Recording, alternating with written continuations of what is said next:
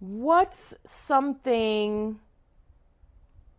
that I do that I may not realize that I do? To answer that completely and honestly, I think it's a multitude of things, not anything necessarily bad. But I would say certain things like moving to fix a situation that someone tells you before they finish telling you, or even Sounds like a mom thing to me, but okay. even asking how school is going before asking how I am personally. And I feel like as I've gotten older, I've come to realize those behaviors and habits really come from a place of initially survival, but deeply caring and wanting to do what moms do and make stuff better and understand and get a full grasp of what I'm going through. And of course, it's framed differently and it seems differently from my viewpoint rather than yours. But I do think those are a few things that you may do without realizing that you do.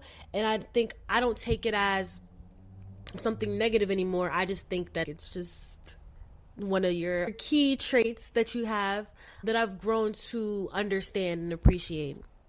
No, thank you for sharing that. So, honestly, my dear, the other question I think that we had talked about is what's something that I've taught you without really meaning to teach you that thing, whether it's good or bad? I think some things that you've taught me, good or bad, or anything besides that, would be maybe that stillness almost feels suspicious, or even, I'm trying to find the word for it. I'll stick with suspicious for now. And I don't think that's a good or a bad thing specifically, but I do think that it is one of the things that I've been taught. Me personally, I find it very hard to just sit down and not do anything. And I see that also that's been a trait that's been passed down consciously or unconsciously. And though it's not necessarily a bad thing, I will say that it do contributes to ideas of like pressure. You always have to keep moving. You always have to keep doing something. Something should be on the back burner. You should always be thinking about what's your next move and what's your next step. And I think that also goes to the idea of that rest should be earned. And I think that's something that I personally have tried to unlearn and continue to try to unlearn, as do you, per this whole podcast and the reasoning behind it. I do think that's something that I have been taught, and in unlearning it, I've learned, like my answers before, it's come from a place of like survival. You can only do as good as you know how to, and you can only teach as good as what you know. And I think that's something that's been taught unconsciously, but I can see that there's conscious steps being taken to unlearn those behaviors. Yeah, no, thank you for sharing those things.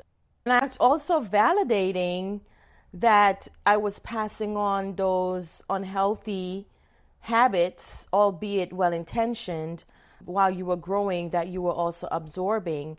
Those are things like you just indicated that we've been talking about and I've been sharing and changing in my approach going forward with regards to my own life and also those that I've come in contact with, including people that are close to me like yourself. Thank you for sharing that. You had also asked me whether or not there was anything that I wanted to say to you on the record. And in thinking about it, I think I came up with about 3 things.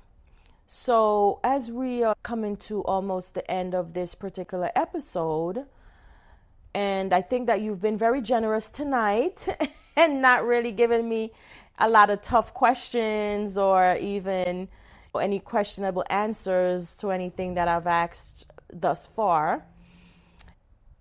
The 3 things for me that I want to say on the record, not because the audience needs to hear them per se, but because I want them, again, to be on tape and just be available for the next few years from now that you can circle back to. The first thing I would say is about who you are. And for me, it's that you are a writer, And I don't think that you've decided that yet. So I'm telling you on tape that you are. Thank you for writing my foreword. Your foreword wasn't an introduction to a book. It was actually a piece of writing, a real one, with its own voice and its own argument and its own tenderness in the writing. You changed the word strength to the word weight in a single sentence, and you made every reader that will be reading this memoir who loves their mother actually sit up straighter when they're reading your foreword.